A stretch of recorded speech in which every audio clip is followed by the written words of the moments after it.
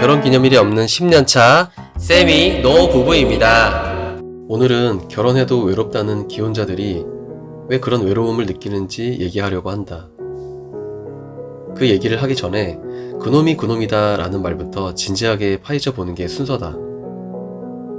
그 말의 옳고 그름은 둘째치고 의미를 파헤쳐 보겠다는 거다.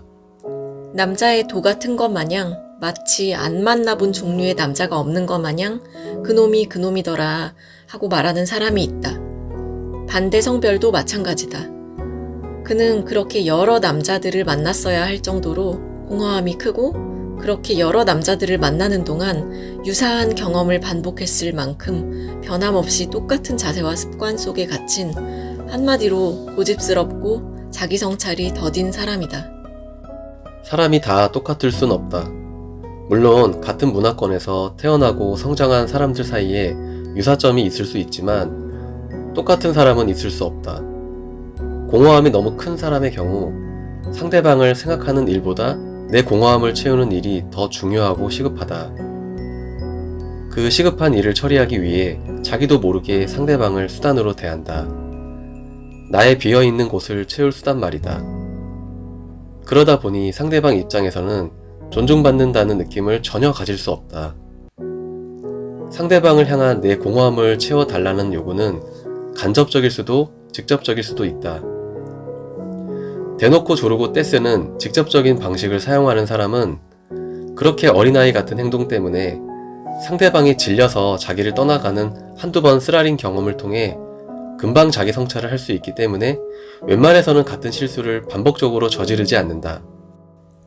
그런데 간접적인 방식을 쓸 경우 얘기는 달라진다. 간접적인 방식일 땐 의외로 상대방에게 헌신하거나 상대방의 성공을 위해 뭔가 더 해주는데 그렇게 하면서 상대방이 그걸 알아차리고 고마워하면서 내가 굳이 말하지 않아도 내 공허함을 알아서 채워주겠지 기대한다.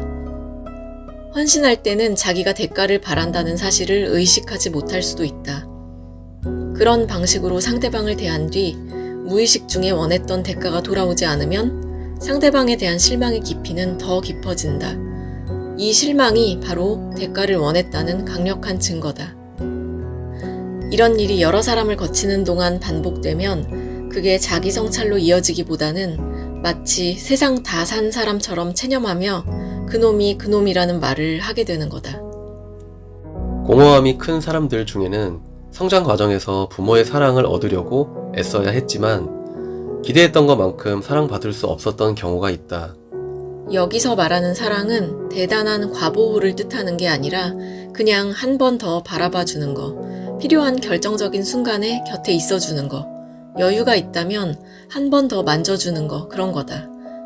그렇다고 해서 그런 소소한 사랑도 받을 수 없었던 사람들이 전부 다 공허함으로 크게 고통받는 건 아니다.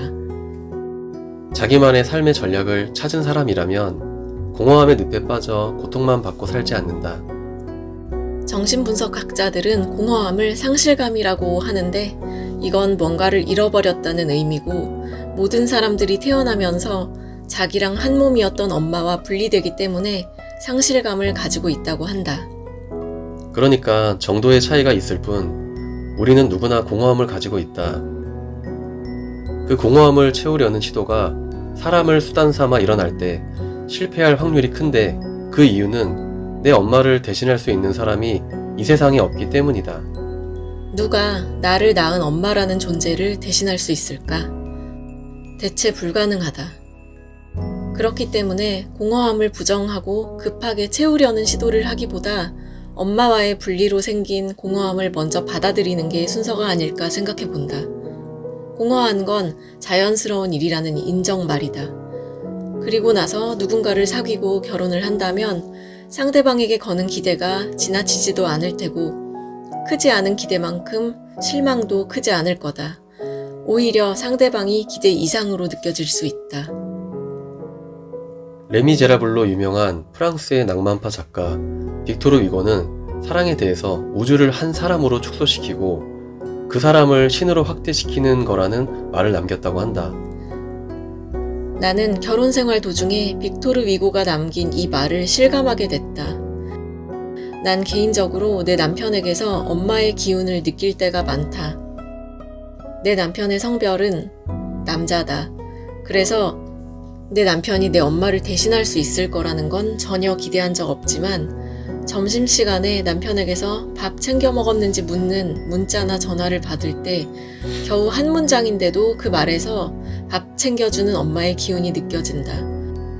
물론 우리 엄마는 살아계시지만 육체적인 분리 이후 엄마 젖을 뗀 이후로 이런 식으로 남편을 통해서 먹을 걸 제공하던 엄마의 빈자리가 다시 채워지는 느낌을 받을 때가 있다.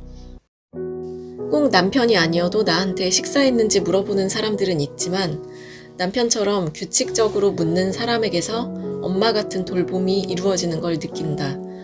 이런 건 결혼 전에 기대해 본 적 없는 거라 더 놀랍다. 내 경우 아내가 칭찬해 줄 때 아내에게서 엄마를 느낀다. 그렇다.